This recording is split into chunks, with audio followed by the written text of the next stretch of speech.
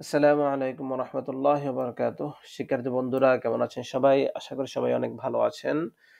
যারা আমার পূর্ববর্তী ক্লাসগুলো দেখেছেন এবং আজকে ক্লাস দেখছেন তাদেরকে আমি অসংখ্য ধন্যবাদ।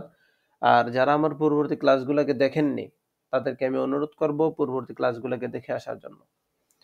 আমি আমার ক্লাসগুলোকে এমনভাবে সাজিয়েছি যেমন একজন ব্যক্তি যে আগে কখনো কোরআন পড়েনি অথবা কোরআন পড়েছে, কোরআন ভুলে গেছে অথবা পড়া ভুলে গেছে, সেও যদি কোরআন শিখতে চায় তাহলে এমন ব্যক্তিও কোরআন শিখতে পারবে। কোনো শিক্ষকের কাছে প্রয়োজন নাই। আমি আশা করব আমার ক্লাসগুলোকে আপনারা নিয়মিত দেখবেন। আমার ক্লাসগুলোকে নিয়মিত দেখলে সম্পূর্ণ কোরআন শরীফ আপনি নিজে নিজেই পড়তে পারবেন ইনশাআল্লাহ।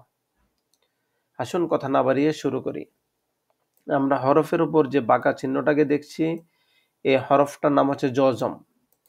এই জজমওয়ালা হরফ যেটার উপরে থাকে, যেটার উপরে জজমওয়ালা হরফ জজম থাকে, ওই হরফটাকে বলা হয় জজমওয়ালা হরফ বা সাকিন বলে। এই সাকিন বা জজমওয়ালা হরফটা এটা নিজে নিজে পড়া যায় না। এটাকে পড়ার জন্য তার পূর্ববর্তী হরকতের সাহায্য নিতে হয়। পূর্ববর্তী হরফের যে হরকত থাকে, অর্থাৎ ডান দিকের হরফে যে হরকত থাকে, ওই হরফের সঙ্গে এই সাকিন বা জজমওয়ালা হরফটা একবার পড়া যায়। যেমন এই যে দেখুন, আমি উপরে এখানে লেখা আছে, প্রয়োজনে আপনি এটা দেখেও পড়াটা মুখস্থ করে নিতে পারেন। জজমওয়ালা হরফ ডান দিকের হরকতের উচ্চারণের সঙ্গে একত্রে একবার পড়া যায়। দেখুন এখানে লেখা আছে বাজের বি, আর এখানে আছে সিনের উপর জজম। তাহলে এটাকে আমরা কিভাবে পড়বো? এটাকে পড়বো বা সিনজের বিস।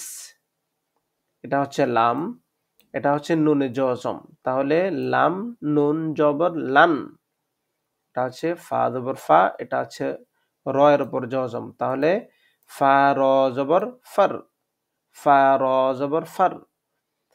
আইন নুন জবর আন, হা লাম জবর হাল, হা কাফ জবর হাক, র হা জবর রহ, সিন মিম জের সিম, হামজা নুন জের ইন, বা র জের বীর, বা হামজা জের বি। এটা একটু শক্ত হয়ে ধাক্কা খাবে, বা হামজাজের বি। কিন্তু এই ধাক্কাটা যেন ফেরত না আসে, এটা যেন এই যে উচ্চারণটা এভাবে হবে, বা হামজাজের বি বি। সিন নুনজের সিন, কফ লাম পেশ কুল, হা মিম পেশ হুম,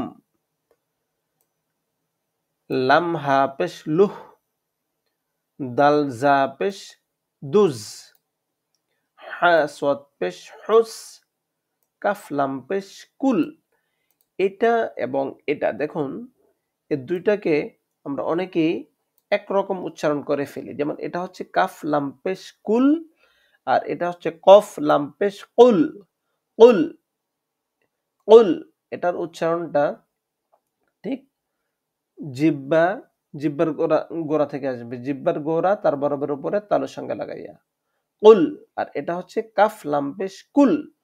তাহলে কুল আর কুল, কুল আর কুল। হামদা র জবর আর, সিন জবর সা, লাম জবর লা, আর সালা, আর সালা। হামদা কাফ জবর আক, র জবর র, মিম জবর মা, আক রমা, আক রমা। হামদা হা জবর আহ, মিম জবর মা, দাল পেশ দু, আহ মাদু, আহ মাদু। হামদা কাফ জবর আক, বা জবর বা, র পেশ রু, আক বারু, আক বারু। হামদা মিম জবর আম, র দুই জের রিন, আম রিন, আম রিন। হামদা ফা জবর আফ, লাম জবর লা, হা জবর হা, আফ লা হা, আফ লা হা।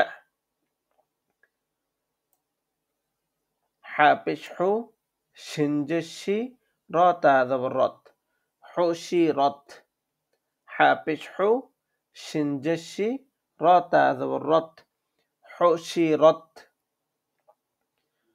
নুন পেশ নু, শিন জের শি, নুশি র ত র তা জবর রত, নুশিরত, নুশিরত। আইন ইয়া জবর আই, নুন দুই পেশ নুন, আই নুন, আই নুন। কফ লাম জবর কল, বা দুই পেশ বুন, কল বুন, কল বুন। হামজা লাম জবর আল, হা মিম জবর হাম, আল হাম, দাল পেশ দু, আল হাম দু, আল হাম দু। তা আইন জবর তা, র জের রি, ফা পেশ ফু, তা রিফু, তা রিফু, তা রিফু।